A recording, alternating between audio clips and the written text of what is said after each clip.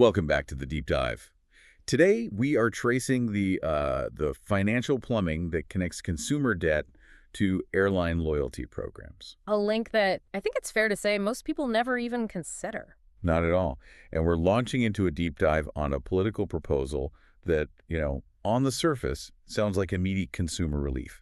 But it could hide a really deep, maybe even chaotic fault line running right through the entire credit card rewards ecosystem. Exactly. We're talking about the call made by President Trump for a pretty significant cap on credit card interest rates. A 10% limit, and we're going to be looking at the analysis of what that cap would actually do. Our main source of insight here is Tiffany Funk. She's the co-founder of Point.me. Right. And she argues that this move could fundamentally alter and maybe even dismantle the points, miles, and cashback that millions of Americans really rely on for travel and just, for their budget. So our mission today is to really get into the mechanics of it.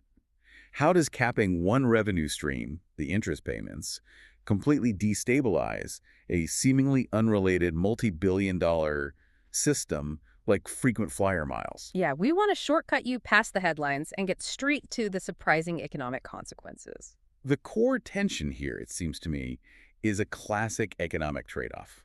It really is. I mean, the policy is meant to provide critical relief for users who are struggling with high rates. Right. But the sources we're looking at argue it would just shatter the delicate business model that supports not just rewards programs, but also, and this is critical, broad access to credit itself. So it's a tightrope walk, and it would force banks to immediately choose between their own profitability and, well, all those customer perks. That's the choice. Okay, so let's nail down the specifics of the proposal first. This isn't just some vague idea. No, it's very specific. President Trump called for a 10% cap on credit card interest rates.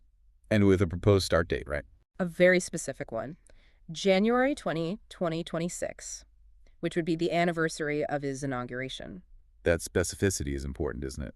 He gives the whole thing immediate weight, demands a response from the markets. It does. And if you look at the two sides of this coin, the relief side is, it's undeniable. A 10% cap is way below current average rates. So for people carrying high balances, that's significant breathing room financially. Huge. But the downside, which banks would act on pretty much immediately, is a massive limitation of credit access. So why does credit access shrink so fast? Because the whole risk calculation changes, like overnight. Banks make money based on risk, Right. If they can only charge 10% interest, they simply can't profitably lend to anyone with a credit score that suggests a high likelihood of default. They lose their main tool for pricing that risk. It's gone. And that means millions of Americans with lower credit scores who, depend on credit to build their financial history would likely find their cards canceled. Or their credit lines just slashed. Exactly. As banks just move to eliminate their riskiest and suddenly least profitable customers. And this gets us to the core conflict, right? The hidden subsidy that actually funds all the points and miles we enjoy. Yes. The sources make it clear that rewards are, and I'm quoting here, made possible in part by the interest and other fees. Yeah. We need to really understand the scale of that. Okay, so it's crucial we break down the banking model here because this is really the aha moment for you, the listener. Let's do it. Banks generally put their customers into two camps. They call them transactors and revolvers. Okay, transactors and revolvers. Let's define those. A transactor is your high-spend, low-risk customer. They're putting thousands on their card every month, but they pay the balance in full, every single time. So they pay almost zero interest. Almost none. Their value to the bank comes from two things: annual fees and something called interchange fees. And what are those interchange fees? It's that small percentage, usually between, say, 1.5% to 3%, that the bank charges the merchant every time you swipe your card. And that revenue, it funds the transactor's rewards. But here's the catch. Transactors often cost the bank more in rewards than they generate in interchange and annual fees alone. So, who makes up the difference? That's the revolver. The revolver is the person who carries a balance from month to month and pays interest on it, often very high interest. They might spend less, but their interest payments generate enormous high-margin revenue for the bank. So in a typical card portfolio, In a typical portfolio, the profit from the revolvers, the ones paying all that interest, is what subsidizes the generous rewards given to the transactors. That's how they attract the high spenders. so if this proposal caps interest at 10%, you're not just giving people relief, you are essentially destroying the profitability of the entire revolver customer base. That's it. And if you destroy that mean revenue stream, you destroy the subsidy that pays for the rewards for the transactors. You're fundamentally disrupting the entire financial structure of the product. Banks can't just absorb that kind of loss. So Funk predicts this wouldn't be some, gradual adjustment. No, she calls it a chaotic contraction of the rewards ecosystem and says it would lead very quickly to a long-term negative impact. So if that interest revenue gets capped, Yeah. the banks have to immediately cut their biggest expense. Which is the cost of buying and delivering all those rewards. Right. And this brings us to the 4 specific shifts Funk predicts. How does that panic in the boardroom translate into fewer miles for me? Well, it starts with a really severe reevaluation of what's profitable. First, we'd see fewer cards overall. Yes, fewer options. Yeah, a lot of those niche or specialized rewards cards that operate on really thin margins, they just disappear. Banks would consolidate down to just a few core cards. And what about the cards that are left? That's the second point. Higher fees on those remaining cards? Absolutely. Banks have to get that lost revenue back from somewhere. And the annual fee is the easiest place to do it. By far. You'd likely see big increases, even on cards that are considered lower tier right now. And the third shift? The third is that banks would start catering almost exclusively to a much narrower group of customers. Since that high interest revenue is gone, they'd only want the super prime high-spending transactors, people who guarantee big interchange volumes and will pay a high annual fee without blinking. So they would just shed risk and complexity. Totally. The definition of a high-value customer just completely flips. It's no longer the person carrying a balance, it's the person who guarantees the highest spend and never, ever defaults. Exactly. And the fourth, and probably most immediate impact for millions of people, is diminished overall rewards and benefits. The earn rate on your spending would fall off a cliff. So my 2x points on dining Might become 1x, or even half a point, because the bank is just no longer willing to pay that much to keep you as a customer. It sounds like banks would prioritize, just survival over fighting for market share. But here's a question for you. Okay. Why couldn't they just pivot? If they lose the interest revenue, why not lobby to raise the interchange fees they charge merchants? Can't they make up the ground there? That is a critical question. And the answer really shows why a cap like this is so devastating. Okay. Interchange fees are already highly regulated. They're often a target of political pressure themselves. Right, like the Durbin Amendment for debit cards. Precisely. For large banks, debit card interchange is already capped. And while credit card rates are higher, trying to dramatically raise them would be politically toxic and legally very difficult. You'd get immediate backlash from regulators and a huge outcry from retailers. A massive one. So you're capping the, say, 70% of revenue that comes from interest. And you have very limited options to increase the other 30% from interchange and fees. You're squeezed from all sides. Right. And this whole environment is just compounded by uncertainty. Yeah, uncertainty part is key. It is, because even though the proposal is framed as just a one-year cap, Funk argues that no bank would take the risk that it would only be for 1 year. Right. Financial planning is done over a decade, not a 12-month gamble. So that arbitrary time limit, instead of reassuring the banks that it's temporary, it actually increases the business risk. Because it signals that the entire economic model is now subject to, sudden and drastic political changes. Exactly right. That uncertainty ensures they have to react as if the change is permanent. The source notes this would upend card economics across issuer portfolios. And that phrase, issuer portfolios, that just means the whole collection of credit cards a bank offers. Every single one. They'd be forced to rewrite their entire business strategy for every card product immediately. They can't wait 12 months to see if the cap expires. They have to restructure now to protect shareholder value and minimize their losses. Immediately. So if we connect this all back to you, the listener, the shift means banks would prioritize shedding risk over maintaining this mass market reward model we've all gotten used to. Yes. And if you're a marginal customer, or even just someone who pays your balance off but doesn't have a high annual fee card, you suddenly become much less valuable to the bank. You do, because they can't rely on the revolvers to fund your perks anymore. That's the overarching shift, and it's why the impact would be so broad.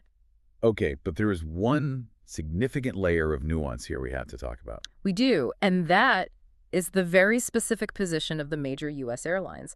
They're in a slightly more insulated position. We're talking about the big four here: Delta, United, American, and Southwest. Mm-hmm. And the source material has this critical, almost counterintuitive fact about them. which is that they actually lost money flying passengers in 2024. And they were on pace to do it again last year? They are transportation companies that often rely on their loyalty programs for profit, not on selling tickets. This separation, the profitability of the loyalty program versus the loss center of the actual airline operation, that's what gives them their buffer. So how do they actually make that money then? They derive huge guaranteed profits from these loyalty programs and credit card partnerships. We're talking tens of billions of dollars. And how do they ring that cash register specifically? In two main ways that have nothing to do with you buying a ticket. First, they have revenue-sharing deals on the annual fees. So if I pay my $95 annual fee... The airline might take $40 of that, just for letting the bank put their logo on the card. Wow. Okay. And the second way? This is the biggest part. They essentially sell miles in bulk to the banks. The bank buys millions or billions of miles at a deeply discounted rate, and then they distribute them to you, the cardholder, as a reward for your spending. Okay, so the banks are facing the direct revenue hit from the interest cap. Right. But the airlines still have a highly profitable product, their miles, which the banks still need to buy to have any kind of rewards offering. That's it. The airline loyalty division is treated almost like a separate business, It's insulated from the daily cost of jet fuel and pilot salaries. So their revenue stream is more protected because it's based on these bulk sales and fee sharing. It's more insulated than the banks themselves, whose primary revenue source is the one being capped. But even with that buffer, Funk says the cap would still cause a significant rebalancing. Oh, for sure. If the bank is suddenly making $100 less per customer from interest, they're not going to keep buying miles from the airline at the same volume or price. The value proposition just changes for them. It does. And this rebalancing would affect two main things for you, the consumer. First, the transfer rates. How my credit card points convert into airline miles. Yes. We could see a sudden, sharp devaluation. A desirable 1-to-1 transfer rate might become 1 to 0.75. And second, the earning rates. The rate you accumulate miles on your spending would just plummet. So the value of your points is likely to fall pretty significantly, even if the partnerships themselves don't completely disappear. Right. If I'm a loyal Delta SkyMiles cardholder, the hit might be slow and kind of sneaky. So I might wake up one day not to a canceled card, but just to realize my miles now cost 20% more to redeem for the same flight. That's the much more likely scenario. Banks will look for every possible way to reduce the liability that comes with rewards. And devaluation is their most powerful tool. It really is. And, we're talking about massive, complex financial products here. It's important to keep the pacing of this potential change in mind. Right. Even with a proposed start date of January 2026, a major shift in a credit card's value won't happen overnight for you. It takes time. Changing regulations, reissuing millions of cards, updating systems, legally amending these huge partnership agreements, that all takes significant time. So that structural inertia is really the only thing slowing down the visible impact. It is. Funk noted that the time needed to update regulations would slow any dramatic, visible, immediate shifts. So the strategy in the bank's boardroom would change the day of the announcement. But the impact on the consumer might appear a lot slower than the internal panic. Which gives you, the listener, time to understand what's happening just beneath the surface. Okay, so let's synthesize. Let's pull all these key takeaways together. We've gone way beyond just simple consumer relief and into this massive economic ripple effect. All right. So what does it all mean for the financial ecosystem? I think the proposal is, at its heart, a really high-stakes trade-off. It aims for direct interest rate relief for revolvers. Right. But the analysis strongly suggests this comes at the cost of fundamentally sacrificing the robust rewards ecosystem that millions of transactors enjoy. And severely limiting broad credit access for anyone considered high risk. Exactly.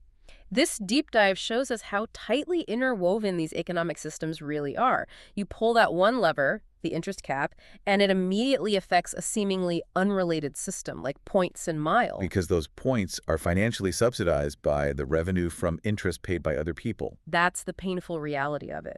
The generous rewards and easy access to credit that really define the mass market credit card today are entirely dependent on the high profitability generated by customers who carry debt. You cap that profit. And the generosity just evaporates. And that vulnerability, that really leads us to our final provocative thought for today. It does. If the banking industry's immediate logical response to this proposal is to shed risk and to prioritize attracting only those high-value customers, which the sources strongly suggest it would be, we have to ask the long-term question. What happens to the average consumer who relies on credit, on points, on miles, if banks just abandon the mass market reward card model entirely? If banks decide the only profitable path forward is serving the top 10% of spenders, how does that exclusion reshape personal finance and economic mobility for everybody else for decades to come?